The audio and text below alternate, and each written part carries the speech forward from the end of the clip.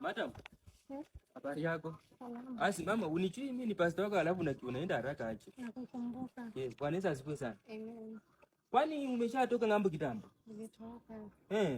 Nishamaliza kusoma. Ushamaliza kusoma? Na papa wako alisema mtoto ambaye anachelewa kweli.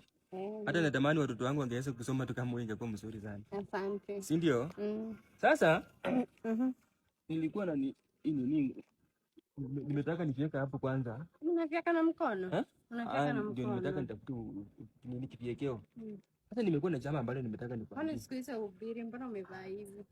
Kwani siku hizo ubiri? Mimi nikienda kwa duka wasikopi sana. Tena napatiananga tu pesa yote. Hata kama ni shilingi 50. Hata kama nimeenda kununua kitu kama skara, napatiananga tu pesa yote.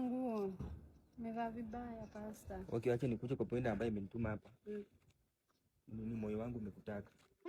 Moyo wangu umekutaka. Wewe unatuhubirianga kanisa? Hiyo sio shida. Ni mambo ya kuelewana. Ni nini unajaribu kuniambia?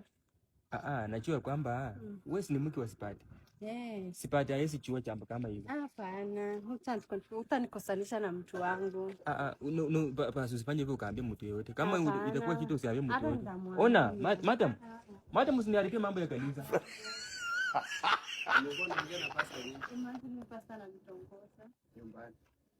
Mama hapo. Mama hapo. Bwana Yesu asifiwe nini?